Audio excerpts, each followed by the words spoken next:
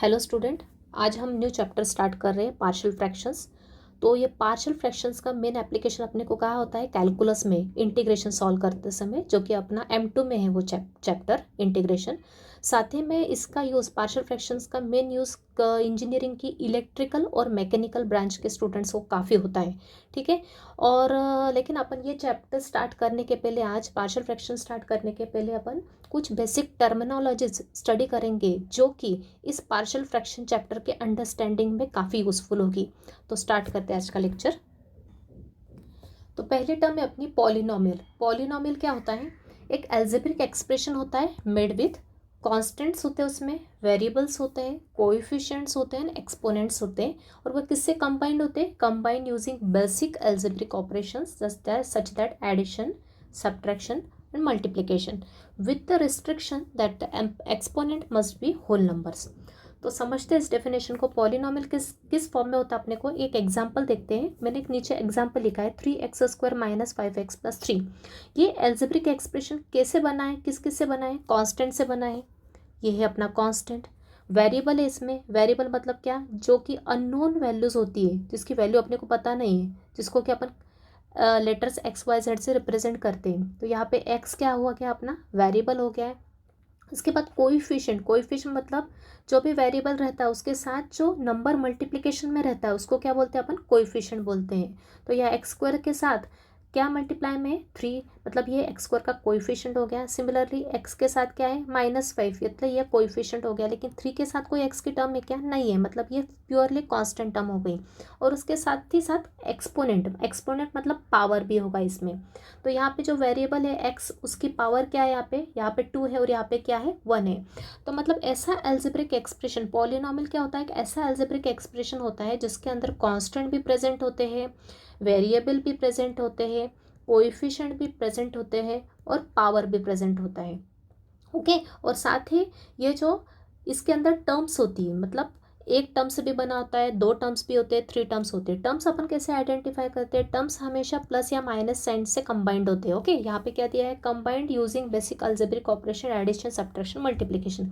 मतलब इन दोनों टर्म्स के बीच में माइनस का साइन है, इसके बीच में, इन दोनों के बीच में क्या है? प्लस का साइन है। मतलब ये कितने पॉलिनोमियल है? ये कितने टर्म का पॉलिनोमियल है? 3 टर्म्स का, 1, 2 एंड 3। तो आई थिंक क्लियर होगा पॉलिनोमियल अपन को किसको कहते हैं? जिसमें आपने ये सभी के सभी टर्म्स प्रेजेंट, सभी के सभी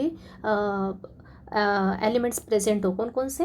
वेरिएबल हो, कांस्टेंट हो, कोएफिशिएंट हो, पावर हो, इसको कहते हैं अपन पॉलिनोमियल। तो यहाँ पे मैं लिख देती हूँ आपके अंडरस्टैंडिंग के लिए। This is called variable. ये और ये क्या अपना वेरिएबल्स होते हैं। इसके अंदर वेरिएबल को अपन रिप्रेजेंट किससे करते हैं? वेरिएबल को रिप्रेजेंट करते हैं अपन XYZ लेटर से। उसके बाद ये है मेरा क्या? कांस्टेंट है, इसको बोलते हैं कांस्टेंट, जिसकी वैल्यू फिक्स होती है। और ये जो 3 एंड 5 है, इसको क्या बोलते हैं? Coefficient for this polynomial. और ये there are 3 number of terms, जहाँ पे प्लस और माइनस साइन से ये क्या हो रहा है? सेपरेट हो रहे हैं। ये पहली टर्म है माइनस साइन, ये दूसरी टर्म है प्लस साइन, तीसरी टर्म है। ओके। तो टर्म्स हमेशा किससे सेपरेटेड होते हैं? प्लस और माइनस साइन से। ये 3 × x², ये एक पूरी टर्म है, इनके बीच में मल्टीप्लिकेशन का साइन है, तो ये पूरी एक टर्म होगी। ये 5 × x, ये पूरी टर्म है, और 3 कांस्टेंट है, ये भी एक टर्म है इसकी। तो sir there are 3 terms of the polynomial.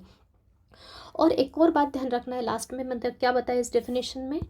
Restrictions that the, एक रिस्ट्रिक्शन इसमें, that the exponent must be whole number. मतलब जो भी पॉलिनोमियल होगा उसमें x की पावर, मतलब जो वेरिएबल है उसकी जो पावर, मतलब ये क्या? एक्सपोनेंट, वो क्या होना चाहिए? Must be whole number. Whole number ही होना चाहिए। मतलब होल नंबर्स क्या होते हैं? अपने 0 से स्टार्ट होते हैं, 0, 1, 2, 3, सभी के सभी अप टू इन्फिनिटी जाते हैं, सभी के सभी पॉजिटिव होते हैं। तो x की पावर क्या होना चाहिए? पॉजिटिव होना चाहिए और होल नंबर होना चाहिए। तो अगर ये पावर, अगर मेरी x की पावर में है 1/2 है, तो ये होल नंबर है क्या? नहीं, है फ्रैक्शन है। मतलब अगर यहाँ पे फ्रैक्शन आया या फिर x की पावर में कोई रूट की टर्म आई, √x आया, ओके, तो ये पॉलिनोमियल होगा क्या? नहीं। पॉलिनोमियल तभी होगा जब x की पावर क्या होना चाहिए?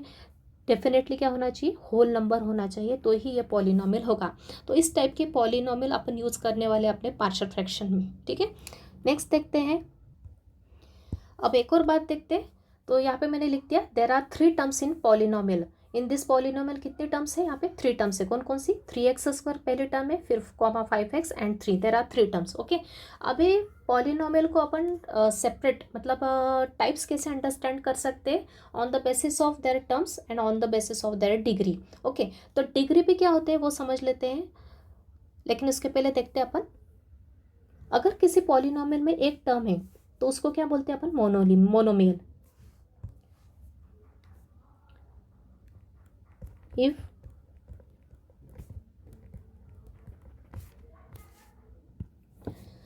तो अगर वन टर्म रही, सिर्फ एक ही टर्म रही पॉलिनोमियल में, जैसे कि ये 4x है या फिर 3 कॉमा -9x², कोई भी एक टर्म है तो उसको क्या बोलते हैं, उस टाइप का पॉलिनोमियल को बोलते हैं अपन मोनोमियल।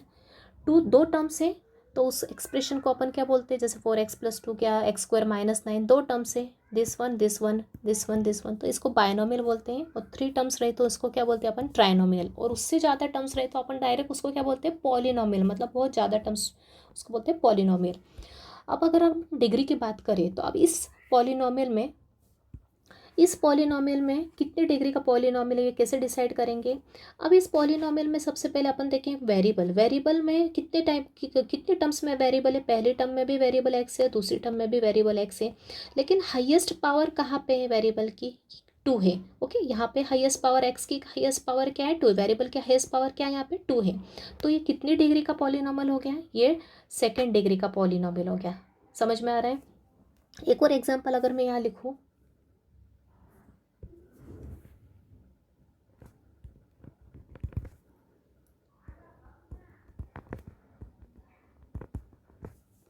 ये कितने डिग्री का पॉलिनोमियल हो गया, यहाँ पे x और y दो वेरिएबल है और यहाँ पे x वेरिएबल है, यहाँ पे x की पावर कितनी 1 है, यहाँ पे क्या है 1 और 1, दोनों की मिला के पावर कितनी हो गई, 2 हो गई। मतलब ये कितनी डिग्री का पॉलिनोमियल हो गया, ये भी 2 डिग्री का पॉलिनोमियल हो गया।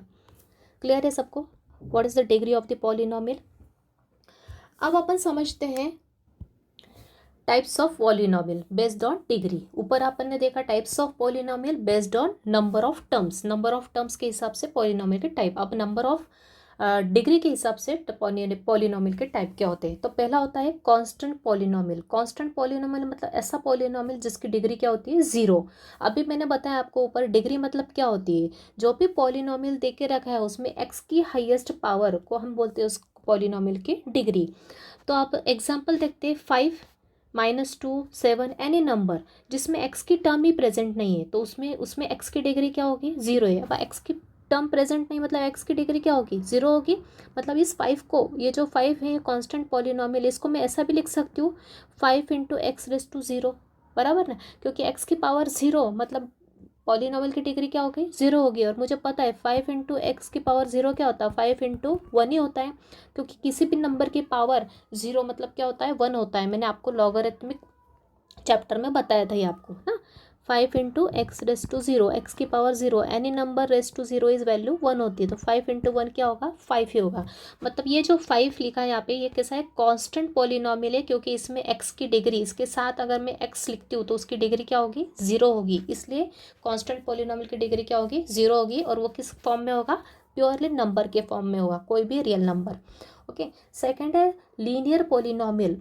नाम याद रखना है आपको, लीनियर किसको बोलते हैं, कांस्टेंट किसको बोलते हैं, क्वाड्रेटिक किसको बोलते हैं। ओके, तो लीनियर पॉलिनोमियल को एक और मैं नाम बोल सकती हूँ, लीनियर एक्सप्रेशन भी बोलते हैं अपन। लीनियर पॉलिनोमियल को क्या बोलते हैं, लीनियर एक्सप्रेशन भी बोलते हैं। ये किस फॉर्म में होता है, जब डिग्री किसी भी पॉलिनोमियल की क्या होती है, 1 होती है, तो उसको बोलते हैं अपन लीनियर पॉलिनोमियल या फिर लीनियर एक्सप्रेशन।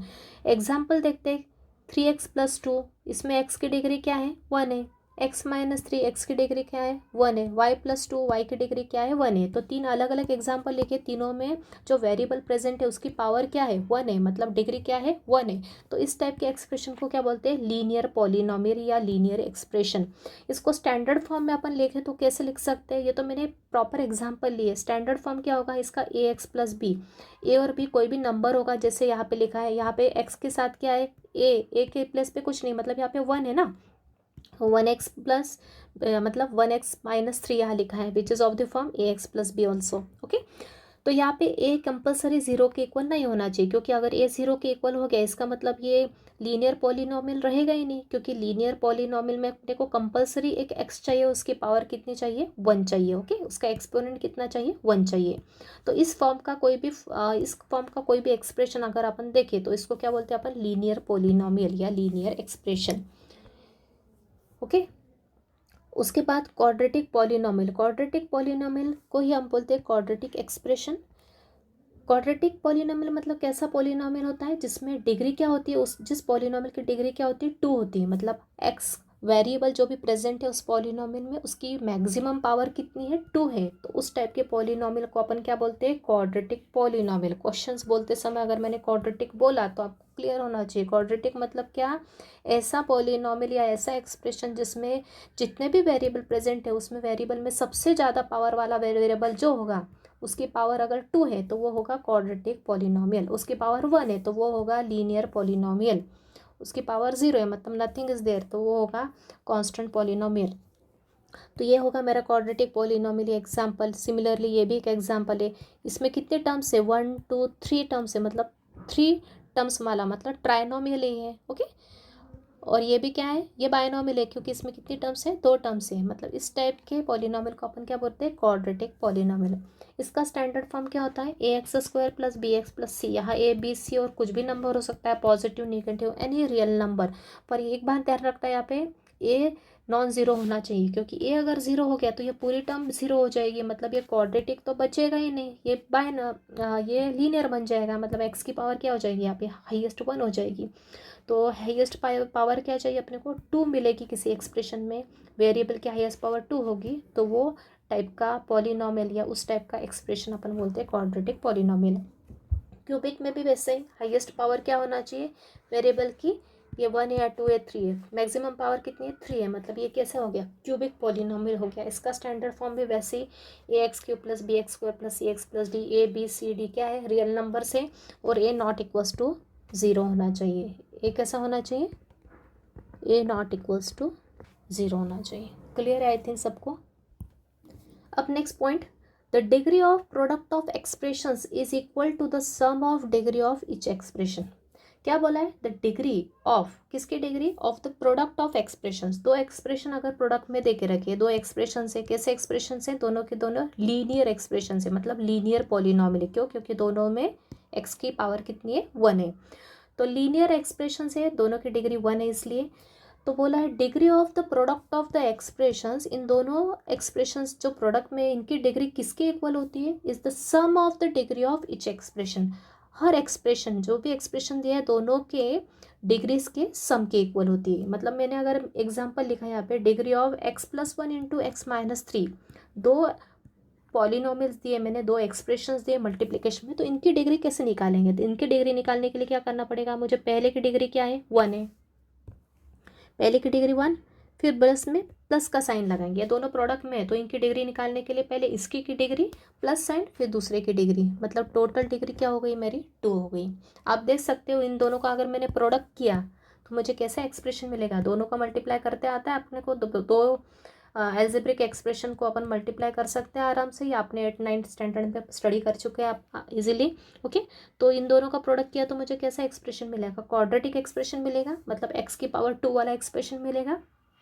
ओके, तो डिग्री ऑफ दिस एक्सप्रेशन क्या हो जाएगा, x plus 1 into x minus 3 की टोटल डिग्री क्या हो जाएगी, प्रोडक्ट में है तो पहले की डिग्री प्लस सेकंड की डिग्री इज इक्वल टू 2।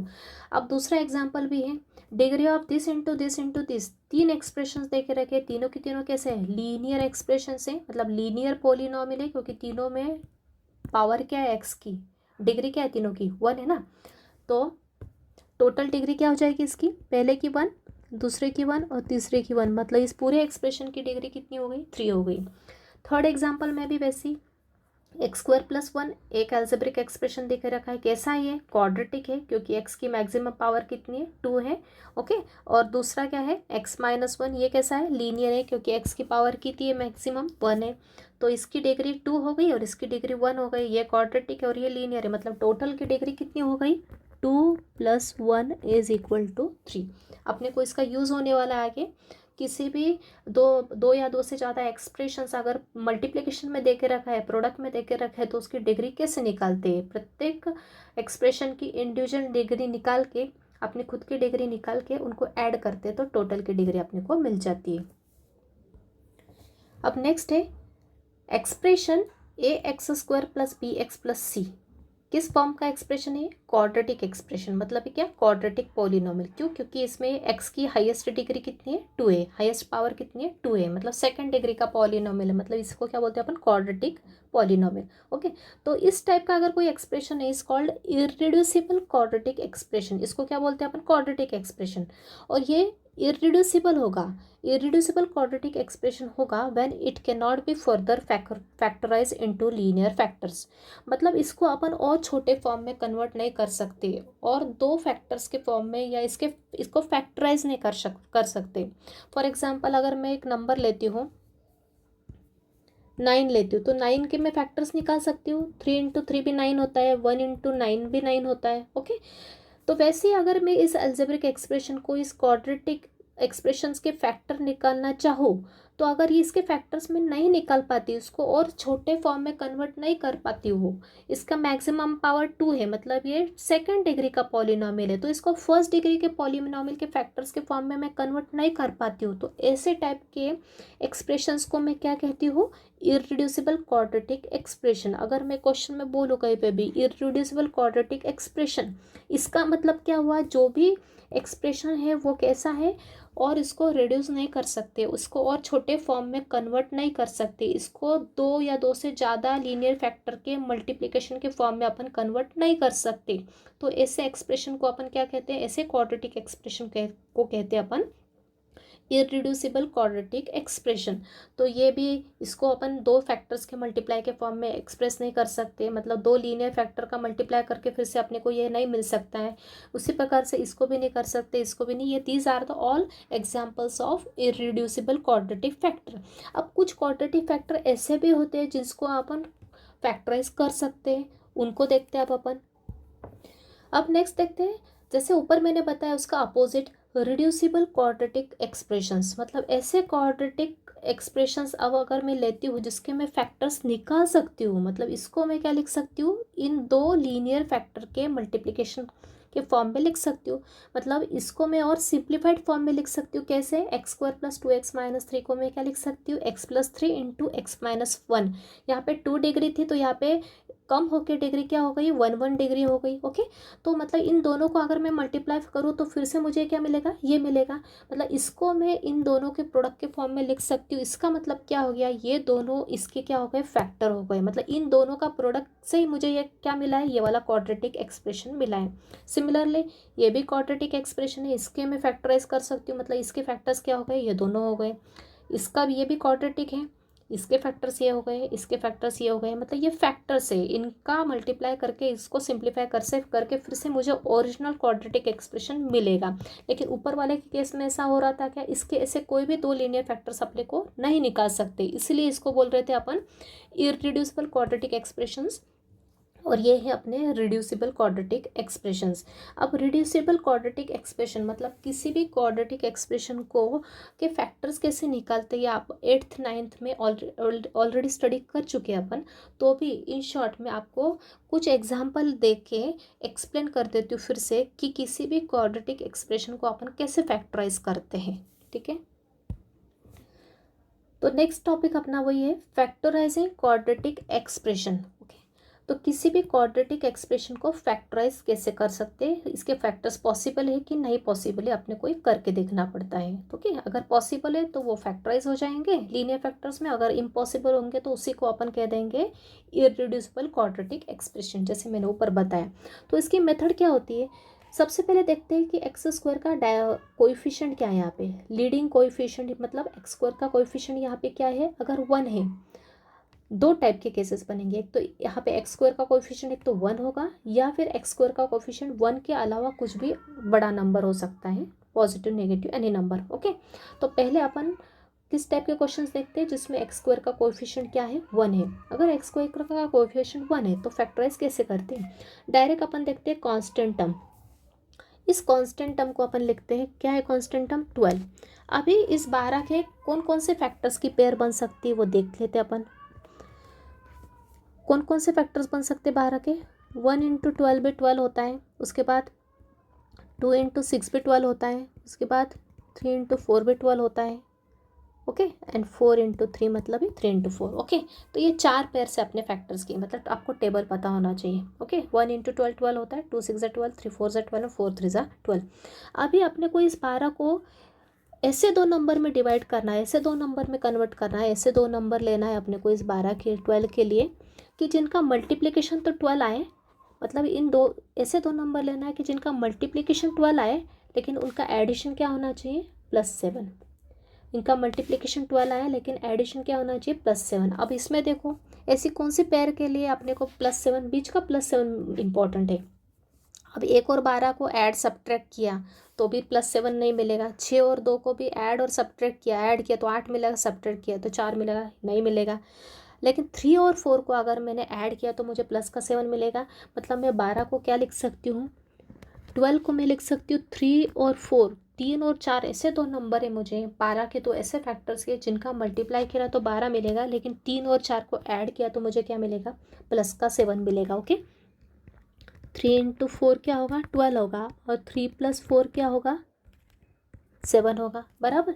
तो मैं यहाँ पे डायरेक्ट फैक्टर क्या लिखूंगी, पहले लिखूंगी x, उसके बाद ये +3 और ये +4 है तो डायरेक्टली लिखेंगे फैक्टर x + 3 x + 4। ये हो गए मेरे फैक्टर्स किसके, ये क्वाड्रेटिक एक्सप्रेशन के मेरे ये फैक्टर्स हो गए जो कि लीनियर फैक्टर्स है, क्योंकि क्वाड्रेटिक के फैक्टर्स हमेशा लीनियर बनेंगे, एक पावर कम बनेंगे, एक डिग्री कम बनेंगे, ओके। इन दोनों का मल्टीप्लाई किया तो मुझे फिर से ये एक्सप्रेशन मिलेगा, आप करके देख सकते हो। तो ये मेथड होती है। और कुछ एग्जाम्पल देखते हैं। सेकेंड एग्जाम्पल लेते हैं, x² - 10x + 24। इसको अपने को करना है फैक्टराइज। तो लास्ट का कांस्टेंट देखेंगे, कांस्टेंट क्या है, 24। 24 किस किस टेबल में आता है, 1 इंटू 24 = 24 होता है, उसके बाद 2 इंटू 12 24 होता है, उसके बाद 3 इंटू 8 24 होता है, उसके बाद 4 इंटू 6 24 होता है, बराबर। तो ये 4 होते हैं। तो अभी देखो 1 इंटू 24 तो अपन ले नहीं सकते, क्यों, क्योंकि 1 और 24 को ऐड सब मल्टीप्लाई तो ये आएगा, लेकिन ऐड सब्ट्रैक्ट किया तो बीच का -10 आएगा क्या, -10 आएगा क्या, नहीं आएगा, इन दोनों का यूज़ करके दे। उसी तरह से 2 और 12 को मल्टीप्लाई किया तो 24 आएगा, लेकिन 2 और 12 को ऐड सब्ट्रैक्ट किया तो -10 आएगा क्या, आ सकता है। लेकिन उस केस में क्या होगा, एक पॉजिटिव रखना पड़ेगा, एक नेगेटिव रखना पड़ेगा, बराबर ना। उसी प्रकार से 3 और 8 मल्टीप्लिकेशन नहीं है लेकिन ऐड सब्ट्रैक्ट किया तो ये नहीं आएगा। अब देखते 4 और 6, अभी 4 और 6 को मल्टीप्लाई का तो 24 किया आएगा और ऐड किया तो -10 आएगा। अभी देखते हैं इसमें और इसमें डिफरेंस क्या है, ये क्यों नहीं लिया और ये क्यों लिया।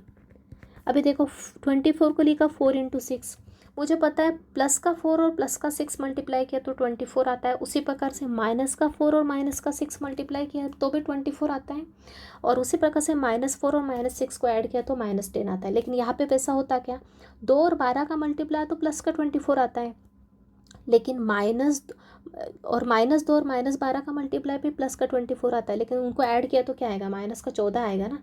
इसलिए अपन ने कौन सी पेयर ली, 4 और 6 की पेयर ली।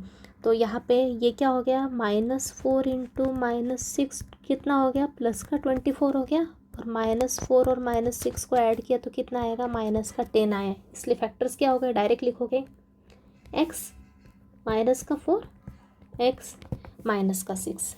आई थिंक क्लियर है। Next example, x² + 7x - 8। Constant क्या है मेरा, -8, लिख लो -8 यहाँ। अभी -8 को मुझे अभी थोड़ी देर के लिए सिर्फ प्लस का 8 देखो, माइनस का साइन एज इट इज़ रखो। 8 को मुझे ऐसे दो नंबर का मल्टीप्लाई 8 होना चाहिए, दो नंबर ऐसे लेने जिनका मल्टीप्लाई 8 हो लेकिन एडिशन कितना हो, 7 हो। अभी मुझे पता है 8 कहाँ से मिलता है अपने को, 1 इंटू 8 भी 8 होता है, और 2 4 भी 8 होता है, और क्या होता है। लेकिन अभी देख रहे हैं बीच में प्लस का 7 आ रहा है, तो यहाँ अपन 1 और 8 की पेयर ले सकते हैं, क्योंकि 1 और 8 को सब्ट्रैक्ट किया तो अपने को 7 मिलता है। अभी पॉजिटिव की नेगेटिव ये डिपेंड करता है किसके साथ प्लस साइन और माइनस साइन लेना है। तो यहाँ पे मैं लिख लूँगी 1 और 8, लेकिन 1 और 8 का मल्टीप्लाई -8 नहीं होता है। 1 8 तो दोनों में से एक की साइन माइनस होगी तो ही माइनस का आएगा। ऊपर देख रहे थे, दोनों की साइन पॉजिटिव रहेगी तो +24 आएगा, दोनों की नेगेटिव रही तो भी +24 आएगा। लेकिन -8 कब मिलेगा? जब दोनों में से एक की साइन नेगेटिव होगी। अब किसकी साइन नेगेटिव रखूँगी मैं? क्योंकि दोनों को सब्ट्रैक्ट करने के बाद +7 आता है, दोनों को सब्ट्रैक्ट करने के बाद +7 आना चाहिए। तो प्लस साइन अपन किसके साथ रखेंगे? बड़े नंबर के साथ।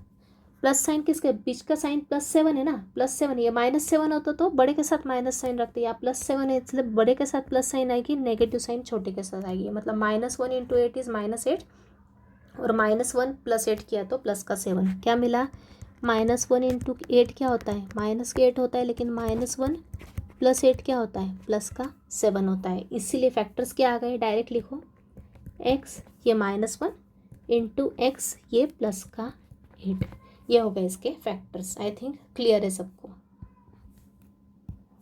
Next question, x² - 7x + 12, plus का 12 लिया, उसके फैक्टर्स निकाले 1 × 12, 2 × 6, 3 × 4। कुछ निकाल के देख लो, तुरंत क्लियर हो जाएगा। अभी देखो किस किस को मिलके 7 माइनस का 7 बन सकता है? 6 और 2 से तो नहीं बन सकता, 12 1 से भी नहीं बन सकता। प्लस करो माइनस करो, मिल रहा है क्या माइनस का 7? नहीं।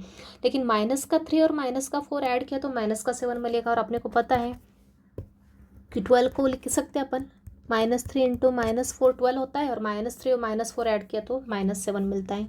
बराबर, -3 × -12 होता है +12, और उसी प्रकार से -3 और -4 को ऐड किया तो -7 मिलता है। तो फैक्टर्स क्या हो जाएंगे? डायरेक्ट लिखोगे x - 3 x - 4। Clear. Next question, x² + 2x - 8, -8 को लिखा। 8 के फैक्टर्स क्या है? 1 × 8 सॉरी 1 × 8 है, 2 × 4 है। तो क्लियर समझ में आ रहा है। 1 और 8 का यूज़ करके तो +2 नहीं मिलेगा, ऐड और सब्ट्रैक्ट करके। 2 और 4 का कर सकते हैं, 4 - 2 2 होता है। तो फैक्टर्स क्या लेंगे अपन? 2 और 4 लेंगे। अब -8 है, मतलब एक तो इसके साथ माइनस आएगी या फिर इसके साथ माइनस आएगी। किस पे डिपेंड करता है? बीच के +2 के ऊपर। +2 यहाँ पे, तो प्लस की साइन बड़े के साथ आएगी, मतलब छोटे के साथ माइनस की साइन आएगी। तो फैक्टर्स क्या हो जाएंगे? x - 2 x + 4। Next question, x² - 2x + 1, factor क्या है मेरा? कांस्टेंट टर्म क्या है मेरी? 1 है। 1 को क्या लिख सकती हूँ? 1 × 1 के अलावा कुछ भी नहीं लिख सकते। बीच क्या है? -2 है, तो मतलब यहाँ पे क्या आएगा? -1 और -1 का मल्टीप्लाई भी 1 होता है, +1 + 1 भी मल्टीप्लाई 1 होता है। लेकिन माइनस क्यों लिया मैंने? क्योंकि बीच में -2 है। तो यहाँ पे क्या फैक्टर आ जाएंगे? x - 1 × x - 1। क्यों? क्योंकि -1 और -1 को ऐड किया तो क्या होता है? -2 होता है। Correct. Next question, x³ + 3x² + 2x, कैसा पॉलिनॉमियल है? क्यूबिक। पावर क्या है x की? मैक्सिमम 3 है, मतलब क्यूबिक है। अब सबसे पहले ऐसे एक्सप्रेशन को फैक्टराइज करने के पहले सबसे पहले देख लेते हैं कि कुछ कॉमन आ रहा है क्या तीनों में से। तीनों में क्या कुछ कॉमन दिख रहा है क्या? यस, तीनों में क्या कॉमन है? x कॉमन है। तो तीनों में से x कॉमन निकाल लो।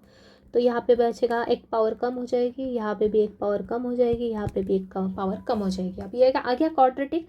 अब इस क्वाड्रेटिक को अपन आराम से फैक्टराइज कर सकते। क्या होंगे फैक्टर्स? ये कांस्टेंट लिया 2, 2 के फैक्टर्स क्या होंगे? 1 और 2 ही होंगे, और कुछ नहीं हो सकता, क्योंकि 2 प्राइम नंबर है।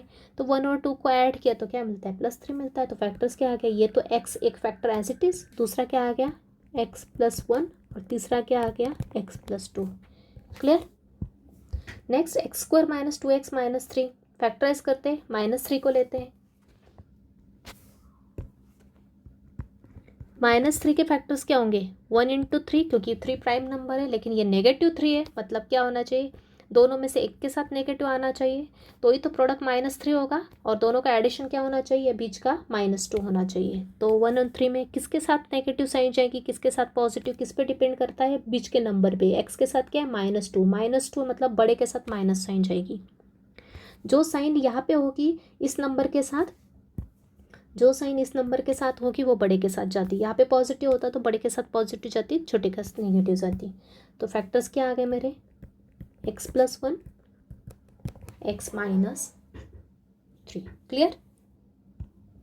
अब देखते हैं अपन ऐसा क्वाड्रेटिक एक्सप्रेशन को फैक्टराइज करते हैं जिसका लीडिंग कोएफिशिएंट क्या है? अदर देन 1 है। ऊपर क्या था? लीडिंग कोएफिशिएंट मतलब x² का कोएफिशिएंट 1 के अलावा अगर है, 1 है तो ऊपर की मेथड यूज़ करेंगे, और 1 के अलावा है दूसरा कोई, तो नेचर की मेथड यूज़ करेंगे। अभी नीचे जो मेथड बता रही हूँ ये आपको किसी 8th 9th 10th की क्वेश्चन या एग्जाम में करने वाली मेथड नहीं है, ये एक शॉर्ट ट्रिक है जो सिर्फ अंडरस्टैंडिंग पर्पस से है, क्योंकि एग्जाम में क्वेश्चन सॉल्व करते समय अपने को डायरेक्ट फैक्टर निकाल के लिख सकते हैं अपन एग्जाम में रफ में करके, वहाँ पे अपने कुछ मेथड लिखने की ज़रूरत नहीं रहती है। तो ये शॉर्टकट ट्रिक है, तो मैं ये बताती हूँ कैसे करते हैं। अभी देखो यहाँ पे x² का कोएफिशिएंट क्या है 6 है और लास्ट का कांस्टेंट क्या है -4 है। 6 और -4 को मल्टीप्लाई किया तो कितना आता है,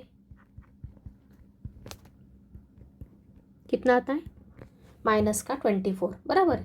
-24। अब वैसे फैक्टर्स निकालेंगे अपने को। 24 के फैक्टर्स क्या क्या होते हैं, एक तो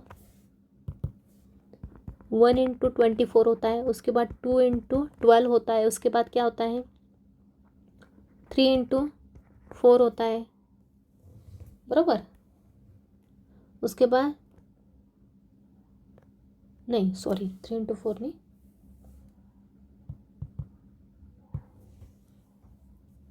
3 × 8 होता है 24, ओके। उसके बाद 4 × 6 होता है, ओके। टेबल में देख के आप कर सकते हो। तो अब ऐसी कौन सी पेयर होगी जो बीच के -5 मिल सकता है अपने को, उस पेयर से मल्टीप्लाई तो यही होगा, साइन अपन एडजस्ट कर लेंगे। बीच का -5 अपने को किससे मिलेगा वो देखना है। इन दोनों से तो मिलेगा नहीं, ऐड और सब्ट्रैक्ट किया, कुछ भी करा, ऐड करो या सब्ट्रैक्ट करो तो -5 मिलना चाहिए। इससे भी मिलेगा क्या, नहीं मिलेगा। उसके बाद इससे मिलेगा का, यस इससे मिलेगा, तो इससे मिलेगा अपने को। तो 3 और 8 का कॉम्बिनेशन लिया अपन ने, 3 और 8 का मल्टीप्लाई किया तो 24 मिलता है, लेकिन यहाँ पे क्या है -24 है, मतलब साइन अपने को एडजस्ट करना है। मैंने बताया बीच का x का कोएफिशिएंट क्या है, माइनस का साइन है, मतलब माइनस बड़े के साथ आना चाहिए, तो ये माइनस बड़े के साथ आएगा, प्लस के साथ पॉजिटिव। तो फैक्टर्स क्या होंगे, अब यहाँ पे कोएफिशिएंट ऊपर क्या था, x का कोएफिशिएंट 1 था x² का, नीचे क्या है 6x² है। तो यहाँ पे अपने को सिर्फ एक स्टेप अपने को लिखना है, सिर्फ x नहीं लिखेंगे, क्या लिखेंगे, x² के साथ 6 है ना, तो क्या लिखेंगे 6x लिखेंगे। 6x के साथ क्या आएगा, एक तो +3 आएगा और दूसरा फैक्टर क्या आएगा 6x के साथ क्या आएगा -8। अभी एक बात ध्यान रखना, ये अपनी सिर्फ शॉर्ट ट्रिक है, ये एक्चुअल ट्रिक नहीं है। मतलब इसका अगर मैंने मल्टीप्लाई किया तो मुझे ये नहीं मिलेगा, ओके। ये जस्ट अपने को शॉर्ट में इसको फैक्टराइज करना है, इसलिए ये मेथड बता रही हूँ। इन दोनों का मल्टीप्लाई किया तो मुझे ये नहीं मिलेगा, लेकिन अगली स्टेप में मुझे करेक्ट आंसर मिल जाएगा। अब क्या करना है मुझे, इस स्टेप में आने के बाद ऊपर x लिखा था, यहाँ पे क्या लिखना है, x² के साथ 6 था इसलिए 6x लिखना है, सिर्फ यही डिफरेंस है। 6x ये +3 और 6x -8, यहाँ की सारी प्रोसीजर सेम टू सेम जैसे मैंने पहले बताई। अब देखना है 6x और 3 में से क्या कॉमन आता है, क्या कॉमन निकल रहा है, दोनों में से 3 निकल रहा है, तो 3 कॉमन निकाल दो। 3 यहाँ पे लिखने की ज़रूरत नहीं, डायरेक्ट लिखो, यहाँ पे 2 बचेगा और यहाँ पे क्या बचेगा 1 बचेगा। इन दोनों में से क्या कॉमन निकल रहा है, 2 कॉमन निकल रहा है, निकाल दो, 2 3 6 2 4 8। तो ये हो गए मेरे फैक्टर किसके, इसके ही, ये वाले एक्सप्रेशन के फैक्टर क्या हो गए मेरे,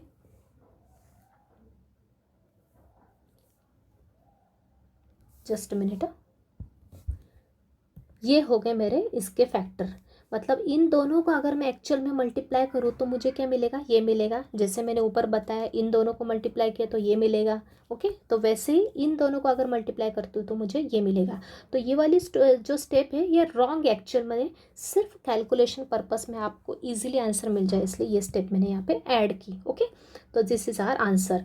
तो इसके फैक्टर्स क्या हो गए, ये दोनों हो गए। क्लियर है आई थिंक सबको मेथड। नेक्स्ट क्वेश्चन देखते हैं।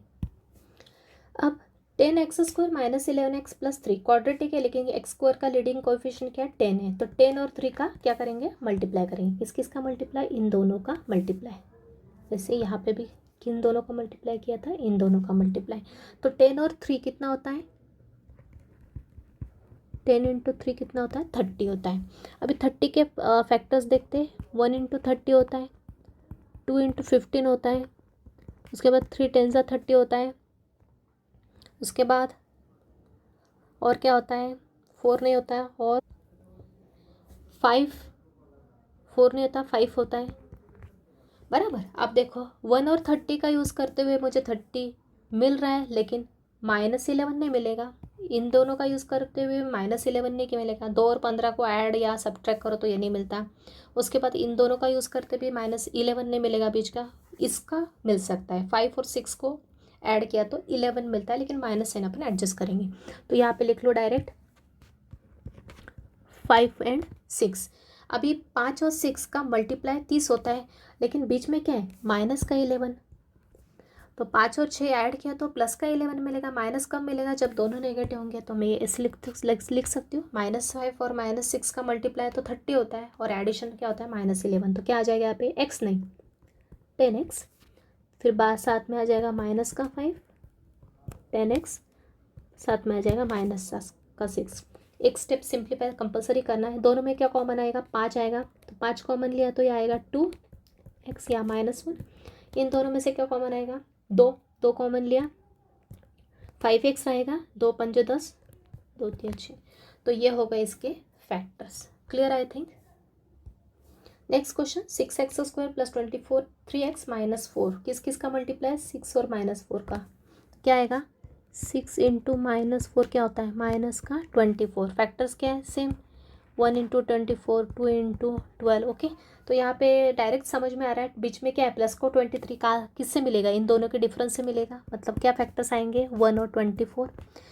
यहाँ पे पॉजिटिव साइन है, लेकिन यहाँ नेगेटिव है। माइनस का 24 कब मिलता है, जब या एक तो 1 नेगेटिव होगा या फिर 24, दोनों में से एक नेगेटिव होगा। तो बीच की साइन प्लस का 23 है, मतलब बड़े के साथ प्लस साइन, छोटे के साथ माइनस की साइन। मतलब फैक्टर्स क्या आएंगे, 6x -1 और 6x + 24।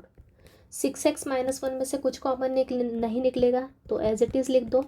इन दोनों में से क्या कॉमन निकलेगा, 6 कॉमन निकलेगा, तो आएगा x + 4। 6 × 1 = 6, कॉमन निकालो, और यहाँ से 6 कॉमन निकाला तो क्या बचेगा, 4 बचेगा। तो ये हो गए मेरे फैक्टर्स इसके दिए हुए एक्सप्रेशन के। Next question, 4x² + 2x - 12। अभी फैक्टर्स निकालने के पहले, अभी ऊपर तो कुछ भी कॉमन नहीं आ रहा था अभी, लेकिन इन तीनों में से एक कॉमन टर्म आ रही विच इज़ 2। तो तीनों में से 2 कॉमन निकाल लो, तो क्या आएगा, 2x² + x - 6। तीनों में से 2 कॉमन निकाला तो यहाँ से 2 × 2 = 4, 2 × 1 = 2 एंड 2 × 6 = 12। अब इस वाले फैक्टर का, इस वाले एक्सप्रेशन का अपन फैक्टर्स निकालेंगे। तो क्या आएगा, 2 × -6 माइनस का 12, बराबर। तो माइनस का 12 इसको क्या लिख सकते हैं अपन, माइनस के 12 को, मतलब 12 के क्या क्या फैक्टर्स होंगे, 1 × 12 होगा, और 2 × 6 होगा, और 3 × 4 होगा। ओके, अभी देखो किसका यूज़ होके मुझे प्लस का 1 मिलेगा बीच वाला, इन दोनों का यूज़ करते हुए। तो -12 को मैं क्या लिख सकती, 3 और 4 का प्रोडक्ट, लेकिन बीच में प्लस की साइन है, मतलब प्लस बड़े के साथ प्लस, छोटे के साथ माइनस। तो फैक्टर क्या आएंगे, ये 2, एक तो फैक्टर एज इट इज़ है, दूसरा क्या है 2x -3, और दूसरा आएगा 2x + 4। अब ये ऊपर वाला नहीं, नीचे वाला 2x लेना है, ये 4x नहीं लेना है यहाँ पे, ये 2x लेना है। 2x -3 × 2x + 4। ये 2 एज इट इज़, इसमें से कुछ कॉमन नहीं आएगा तो इसको एज इट इज़ लिख दो। इनमें से क्या कॉमन आएगा, 2 आएगा, मतलब 2 बाहर निकाल दो, डायरेक्ट उड़ा दो उसको, वहाँ से लिखना ही नहीं है। 2 × 2 = 4। तो ये हो गए तीनों फैक्टर किसके, इस वाले एक्सप्रेशन के। क्लियर सबको। नेक्स्ट है 2x² - x - 1। x² का कोएफिशिएंट 2 है, मतलब क्या लेंगे, 2 × और ये -1 कितना होता है, माइनस का 2। फैक्टर्स क्या क्या आएंगे, ऑफ कोर्स 1 और 2 के अलावा नहीं आ सकते, क्योंकि 2 प्राइम नंबर है। लेकिन बीच का साइन क्या है, x का -1 है, नेगेटिव है, तो मतलब बड़े के साथ माइनस, छोटे के साथ प्लस। मतलब फैक्टर्स क्या आएंगे, 2x + 1 × 2x -2। मतलब फैक्टर्स हो गए 2x + 1 में से कुछ भी कॉमन है, इन दोनों में से 2 कॉमन लिया तो क्या बचेगा, x - 1। ये हो गए मेरे फैक्टर्स। आई थिंक सबको क्लियर हो गई है मेथड फैक्टर्स निकालने की। जब x² का कोएफिशिएंट 1 रहा तो कैसे करते हैं, सेम वे यहाँ पे भी करना है। x² का कोएफिशिएंट अदर देन 1 रहा तो, लेकिन यहाँ पे कुछ फेक स्टेप अपने को ऐड करके और करेक्ट आंसर लाना है। ये वाली स्टेप अपनी क्या होती है, सेकंड स्टेप रॉन्ग होती है, लेकिन ये अपन सिर्फ कैलकुलेशन फास्ट हो इसलिए अपन ये स्टेप करते हैं हर इसमें, ठीक है। तो ये फैक्टर्स निकालने की मेथड है। अपने को क्वेश्चन में डायरेक्ट फैक्टर लिखना है रफ में निकाल के। अब देखते हैं अलजेब्रिक आइडेंटिटीज़। कुछ आइडेंटिटीज़ का यूज़ करते हुए भी अपन फैक्टर्स कैसे निकाल सकते हैं वो देखते हैं। नेक्स्ट है अलजेब्रिक आइडेंटिटीज़। ये 7 आइडेंटिटीज़ यहाँ लिख के दिए, इसमें से अभी सिर्फ 3 यूज़ होने वाली है, लेकिन ये बाकी की ये 2 आइडेंटिटी आप ऑलरेडी ये 2 3 आइडेंटिटीज़ आप ऑलरेडी स्टडी कर चुके हो आई थिंक, आपने प्रीवियस स्टैंडर्ड में 8th 9th 10th में।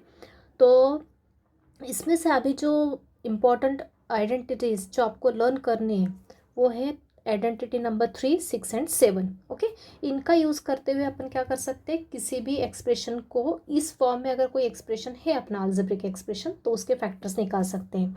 तो ये बहुत इंपॉर्टेंट है, क्वेश्चन में आपको ये लर्न हो तो इजीली फैक्टर्स निकालते आएंगे। तो एग्जाम्पल देखता है इसके एक, अगर कोई फैक्टर है इस फॉर्म में, ऐसा कोई फैक्टर दिया है मुझे x² - 1, तो किस फॉर्म में दिख रहा है आपको, ये इस फॉर्म में दिख रहा है, इस वाले फॉर्म में a² की जगह है x² - 1। 1 मतलब क्या, b² को लिख सकते हैं 1 का स्क्वायर, तो इसको मैं लिख सकती हूँ यहाँ पे x² - 1 को मैं 1 का स्क्वायर भी लिखा तो कुछ फ़र्क पड़ता है क्या, 1 की कितनी भी पावर 1 ही होता है। तो ये इसका रिजल्ट क्या होता है, a + b × a - b, मतलब फैक्टर्स क्या हो जाएंगे इसके, a + b, a क्या है यहाँ पे x है और b क्या है 1 है, तो यहाँ पे आएगा x + 1 × x - 1। तो ऐसे टाइप का अगर कोई एक्सप्रेशन दिया है अपने को, तुरंत फैक्टर्स निकालते आना चाहिए यूजिंग दिस आइडेंटिटी। सिमिलरली एक और देखते हैं, x² - 9 दिया है समझ लो, तो 9 को क्या लिख सकती हूँ मैं, 3 का स्क्वायर लिख सकती हूँ। आगे इस फॉर्म में a² - b² के फॉर्म में क्या है, a + b मतलब x + 3 × a - b x - 3। Clear.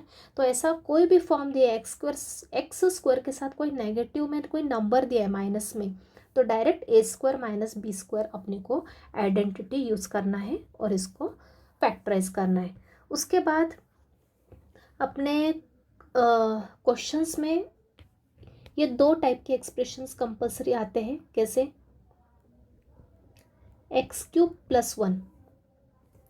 अब इस x³ + 1 को मैं लिख सकती हूँ x³ + 1³ किस फॉर्म को मैच कर रहा है, ये किस फॉर्म को मैच कर रहा है, दोनों के दोनों इसको, और ये किस फॉर्म को मैच कर रहा है, 6th को, right. a³ + b³ a³ + b³ के फॉर्म में लिखेंगे तो फैक्टर्स क्या आएंगे, a + b। a + b मतलब क्या, what is a + b here, a के प्लेस पे क्या है x है और b के प्लेस पे क्या है 1 है, तो यहाँ आएगा x + 1 × a² मतलब x का स्क्वायर माइनस a × b मतलब x × 1 क्या होता है x से होता है, प्लस b² b क्या है 1, 1 का स्क्वायर मतलब 1, तो ये आ गए इसके फैक्टर्स।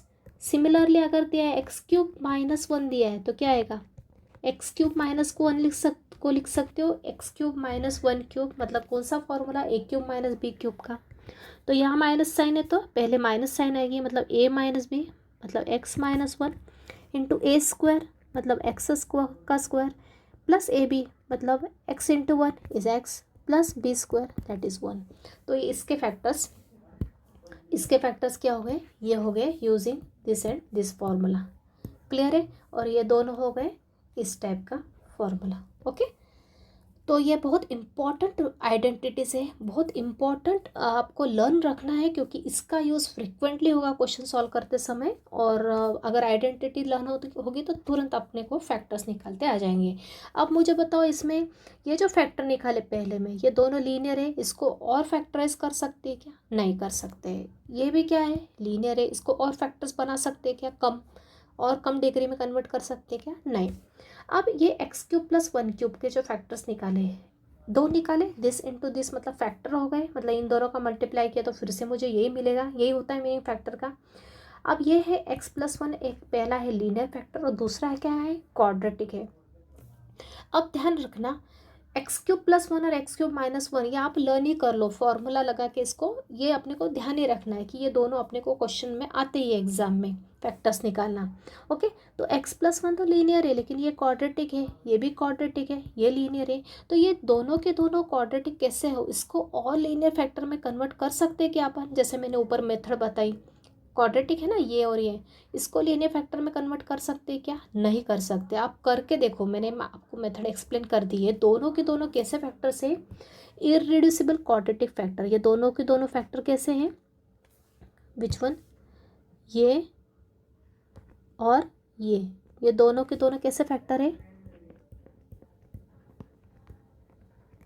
इररिड्यूसिबल